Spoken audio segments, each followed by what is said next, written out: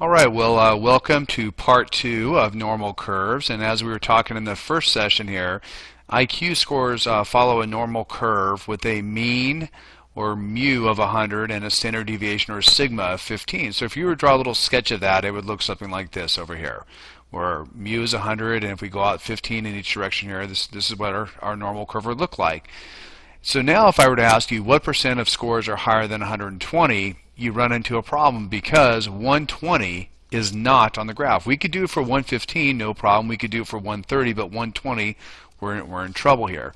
So here's what we're going to do here. I'd like you to go ahead and draw a sketch of a normal curve. And in this sketch, go ahead and put mu down as 100, because that's what it is. Over here on the side, right, normal curve, 100, 15, so always name the parameters here we're dealing with. And then we're looking for 120. So 120 would obviously be to the right of this, and that would be our x value. So what we want to do in this case here is we actually want to find the z-score, because we're trying to figure out the area under the curve that is over here to the far right of 120. So to do a z-score, we simply take whatever x is minus mu, and then divide by sigma.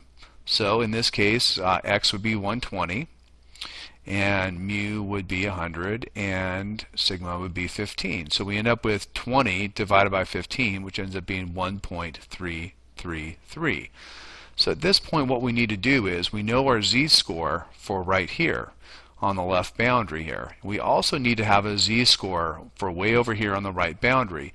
Now, we don't really have a value, but we know this curve is going to get closer and closer here to the bottom here, and it will never quite touch. So that technically goes out to a z-score of infinity, but at a certain point we just call it a really big number, and for some reason we just use the number 99.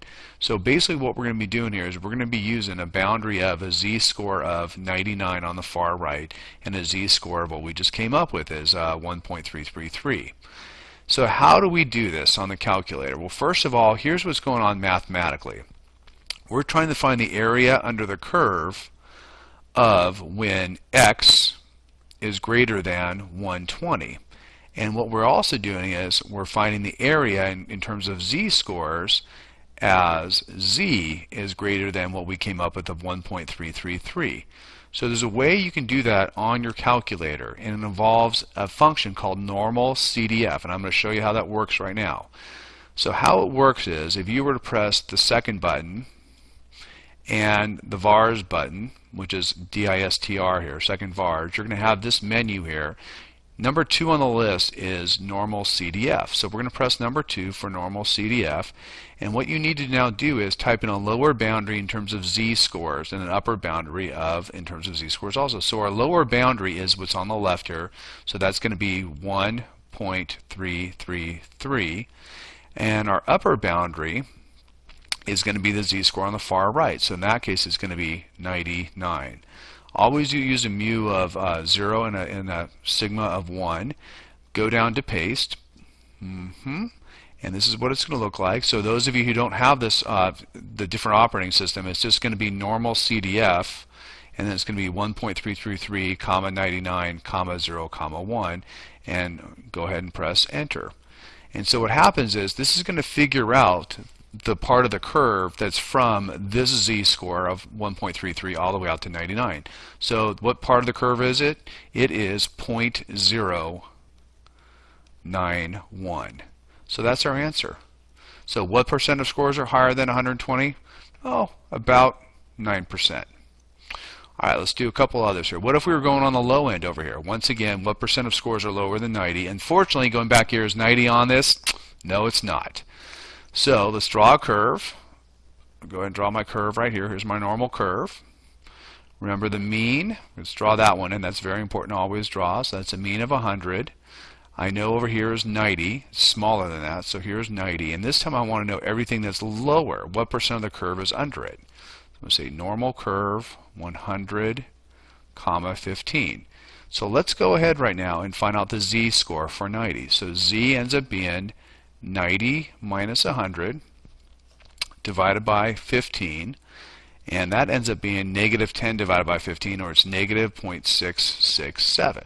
So that's the z-score for right there. That's what we just figured out. What is the z-score way over here on the far left? Well, earlier if it was really high we used 99. For here we're going to use a z-score of negative 99.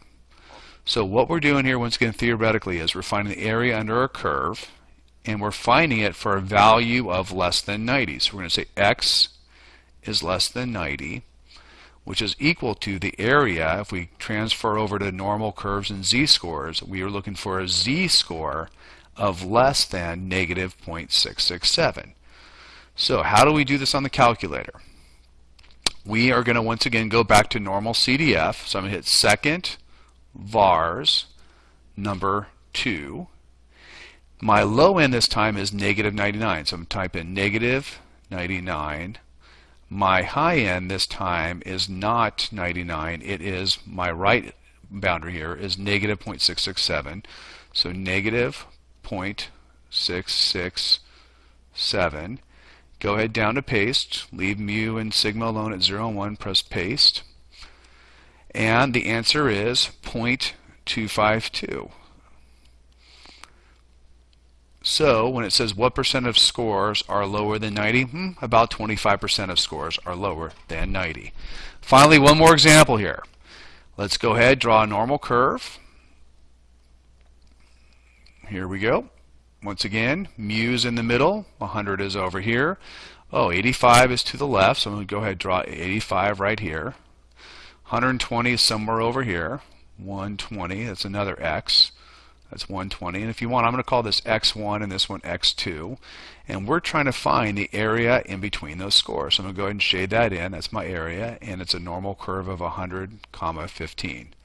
So this time I need to know two z-scores because it's not going forever and ever in one direction here. So if I find the z-score for x1, it would be 85 minus 100 over 15. That's negative 15 over 15. That's a z-score of negative 1. Likewise, for the other one, it's going to be 120 minus 100 over 15. That's 20 over 15, or 1.333. So in this case here, once again, in terms of area, we're finding the area between 85 and 120 in terms of x, or we're finding the area between a z-score of negative 1 all the way up to a z-score of 1.333. There's my decimal point there. Once again, how do you do this on the calculator?